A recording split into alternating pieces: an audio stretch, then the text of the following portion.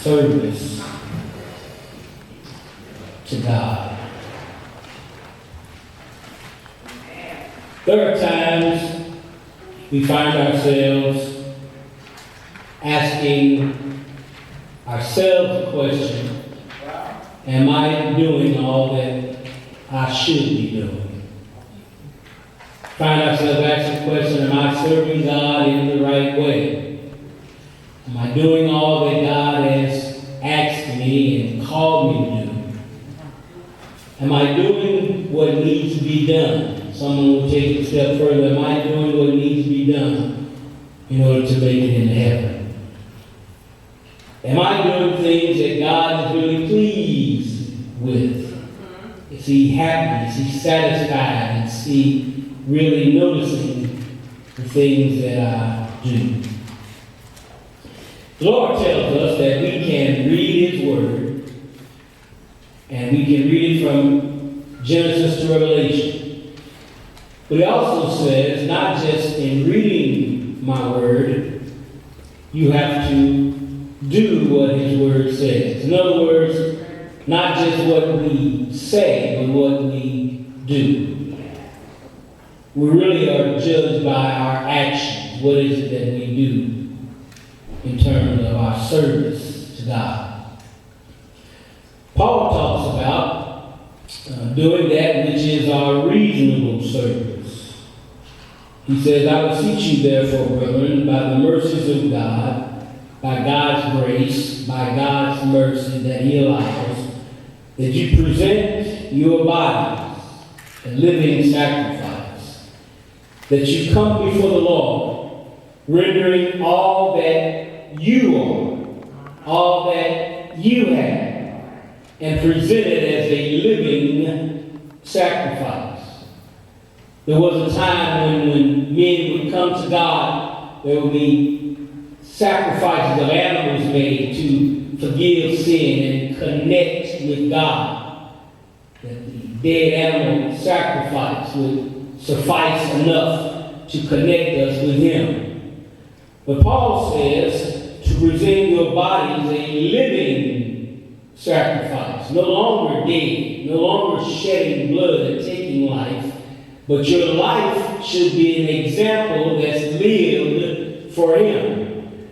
In the living sacrifice, there are things that we recognize that are not of God. But in order to serve God faithfully, dutifully, there should be some things that we sacrifice, we put aside in our living. And those things, would you know, situation give you something that they really didn't want. Because if I were to give Minister Graves and Minister Bond a gift that I didn't want, what really makes me think that they would want it? In other words, I don't really want it. I don't really like it. So I'm going to give it to them. Let's see if they like it, if they want it. Well, I know what you're saying. You're saying, well, maybe that's something that they would like. But think about the premise of it. I don't want it, so I'm going to give it away. If you really love something, if you really have thought-provoking, heartfelt thanks with something, and you really want it, then try giving it away. And see if you can give that away which you really love. Because if you can give it away and you love it, that means it is special. It has meaning. It has impact. What comes from the heart will reach the heart. And if it's something that you truly love, you can share it, you can give it to someone, and they will in turn love it and treasure it as well. You know, we're far removed from Christmas. But you know, one of the reasons why Kwanzaa came about was Kwanzaa was the giving of gifts that really were impactful and meant something to the individual. You can buy somebody a gift, but when you give them something that has special meaning to you and you share it with them, it shows that you have love for that individual. It shows that you care because you're really giving of yourself. And so as part of our reasonable service to God is a giving of ourselves, it is centered on God and how He has given Himself to us. He's made a sacrifice. He's given Himself. He shed his blood. In other words, he did it all to pay the price, the penalty for our sin. And if he thought enough to die on the cross for you and for me, then what is part of our reasonable service to him? How should we conduct our lives? How should we live our lives knowing that God cared enough about us while we were yet sinners, the Bible says, to die for us? That he took on the sins of the world. He was abused, he was beat, he was spat upon, he was lied on, but he still did it for you and for me. Think about it if you will. Think with me for a moment. There's somebody that loves you enough that they would die for you. I'm not talking figuratively, I'm talking literally. That they would get and put themselves in harm's way to die for you, so that you might be made free, that you might be made whole, that you might be made well. Can you think about somebody like that right now? In your circle of friends, in your acquaintances, is there somebody in your family that would literally lose their life for you? Can you think about it? You know, there are instances where family members have to give kidneys and the such to other family members so that they might live. That is a sacrifice beyond measure. Now, I know what you're saying. Well, you can live without it. That ain't the point. The point is that you thought enough about them to give something of you that they might live. So, if we really love God, I like to say, what is it that we give as part of our reasonable service? Well, one of the things we have to do is give of ourselves for his use. You know, we talked about in the Sunday school lesson on how this show of love really means something. Faithful, love, charity, greatest of these is love is charity. Well, what does it mean to really love somebody enough to sacrifice beyond measure? Do you love, check it out, I'm not being self-centered, do you really love the pastor enough that you would say, I'm going to do this not just for the pastor, but I'm going to do this for the church? Because you really can't love church without loving pastor. You really can't love pastor without loving church. And you really can't love neither if you don't love the Lord. So if you don't love God, you can't love me and you can't love each other. But you got to love God, you got to love me and each other. I'm not propping myself up. I'm part of the them that you should love. And if you love them and you love him, there ought to be a discrepancy in it. Well, I'm going to do this. I'm only going to do this for Mr. Graves. It's good that you love Graves. But just don't do it for him. You got to do it for the church.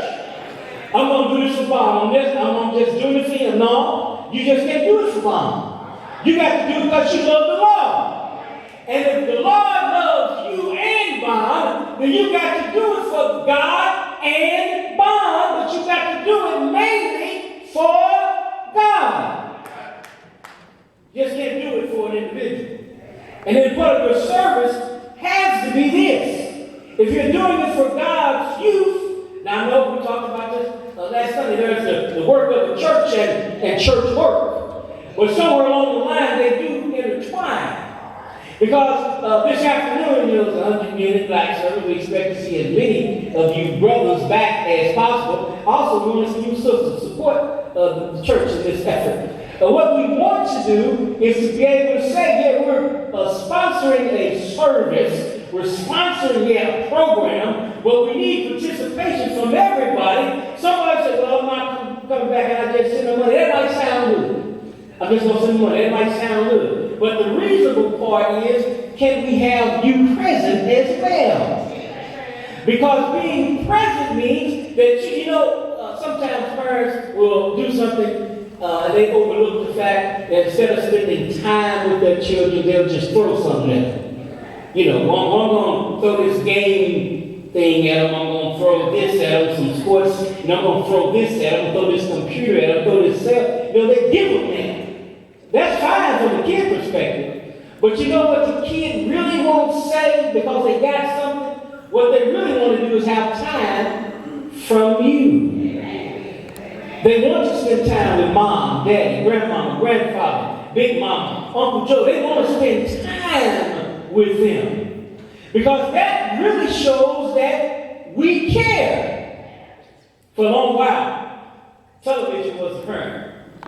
And we really need to get past television or something being a parent. Nothing takes the place of the parent, the caregiver, the guardian. Nothing takes the place of that. You can throw a lot of stuff, and stuff will have its meaning and impact for a minute. But really, nothing takes the place of time spent. So we would love, to have you here this afternoon, but not just this afternoon, but part of your reasonable service ought to be to serve where you are planted.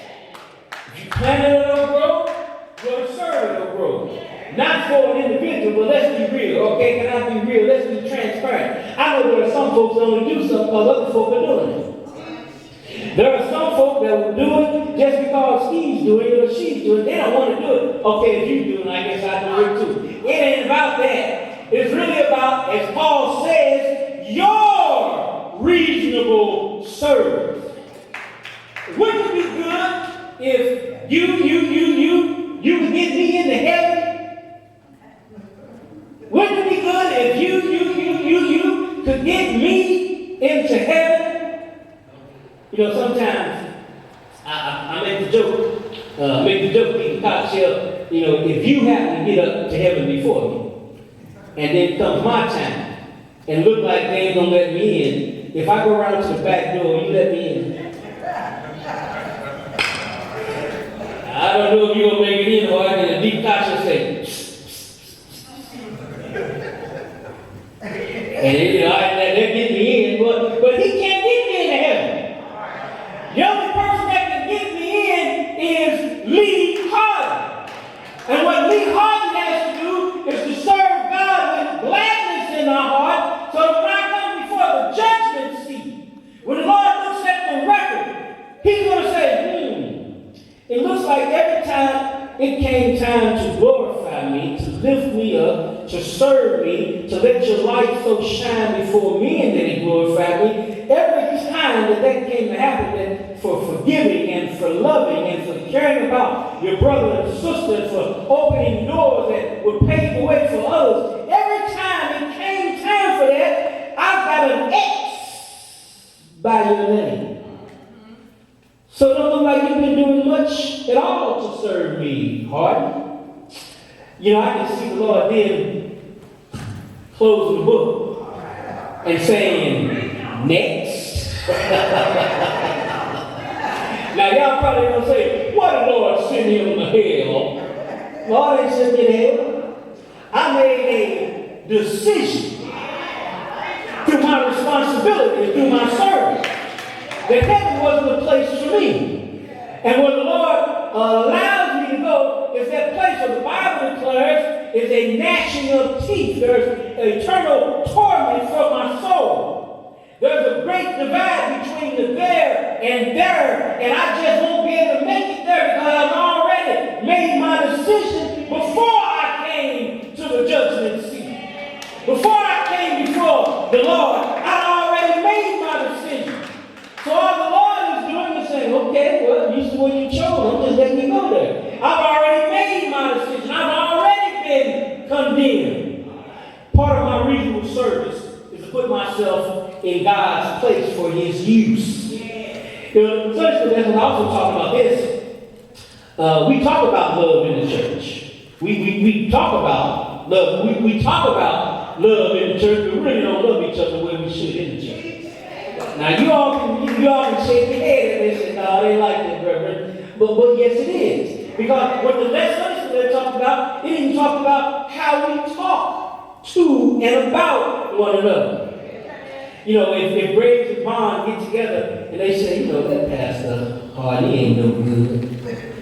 He ain't teaching nobody. He ain't training nobody. He don't love nobody. And then they move that from between themselves out to you. And then when they start saying all that to you, let's be real. Some of y'all gonna let that bounce off. Gonna be like that old Teflon stuff. It ain't gonna stick. You're gonna keep right on going and doing. But some of y'all gonna say, you know what? You right. And not only will it be right in their mind, they'll tell somebody else. You know what Barnes and Gray said? And I think it's true. And then they'll spread that whole stuff. So be real for a moment. Some of it's going to sink in, and some of it ain't going to go no further than where it goes. But there will be some that will. And as a result of that, that really don't show love. You got a problem with me, they have a problem with me, they can come knock on the door. We can talk. They can call. Y'all got my cell phone number. We can talk about anything that's going on.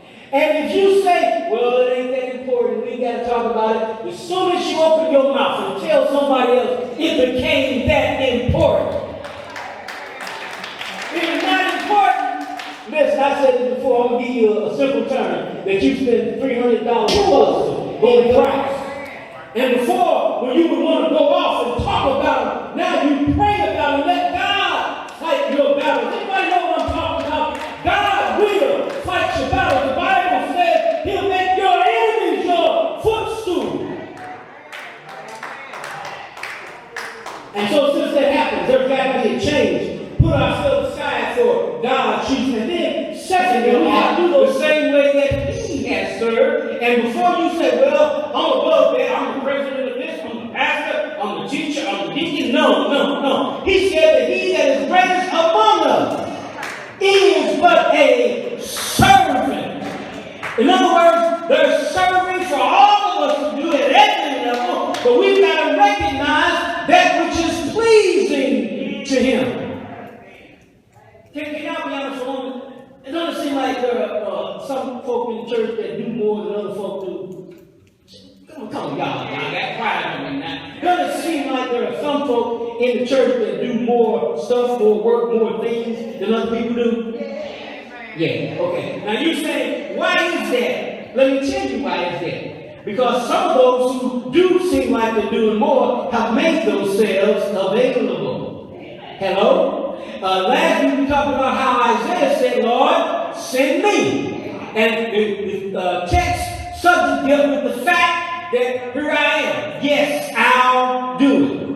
It might seem like this person, and they're doing more than some of the folks, but really it's because they have made themselves available. Now let's talk about it for a moment. Yeah, let's put a pin in it for a moment. Let's go over to the side. If we really look at that, it means that if Graves seems like he's doing more than anybody else, it ain't because he's the pastor's favorite. It ain't because he's the teacher's pet. It ain't because he's my boy. It ain't because we hang together. He in my clique. He my set. He my road dog. He my pup. He my nigga. I didn't say it. You guys gonna say it then.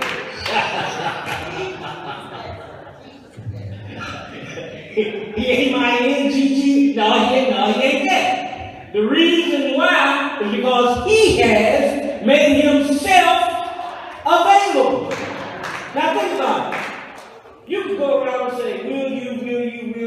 And after a while that get old, get tired, get boring, and get sick of it. But if someone says, hey, I'm going to do it, then why wouldn't the choice be that person? Now don't get mad, don't hate on me or anybody else. If you're going to hate on somebody, take an introspective look. Hate on yourself. Because if you said, I'm available, like he has said, then what's the problem? You ain't hating on him. As a matter of fact, you loving on him. Because what you're saying is, yeah, we're doing this not for him. We're doing this for him. We're doing this for the Lord. Because the Lord has dealt with me, and because he's dealt with me, he has blessed me. I'm going to be a blessing to somebody else. That ain't got to be with me. That can be with anybody. The Lord has blessed me to be a blessing. Remember, this is a whole different mindset. And if we can't get to the mindset, we got to do a rethinking of what Paul said. This is part of our reasonable service, to be transformed by the renewing of your mind. You can't think the same if you have a relationship with the Lord as when you didn't know him. You know him now. Your whole thought process has metamorphosized.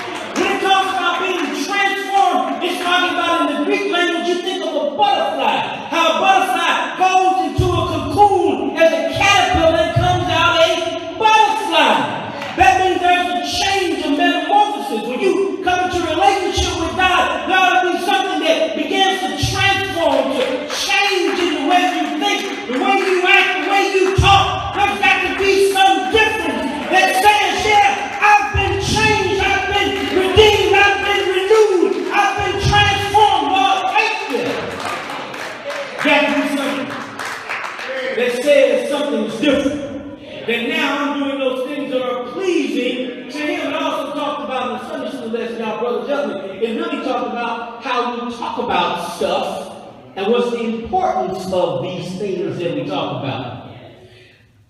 There are some things that when they come, and it ain't got to be about me, it can be about anybody. There are some things that come where you ought to just take some water and just like a fire, just put it out. Rather than doing this. Flame it up. Gotta just put that stuff down, put it out. It ain't got to go no further. Yeah, Bob, you know what I heard? I heard about Jesse, that Jesse was over at this woman's house the other night. And I know she wasn't related to him. And he was over there about 3 or 4 in the morning. And I just happened to see him coming out. And I know, I'm telling you because I know you ain't gonna tell nobody else. And so I know, and then, you know, you maybe ought to say something to Jesse about that, because, you know, and then we get religious. We want to quote the Bible.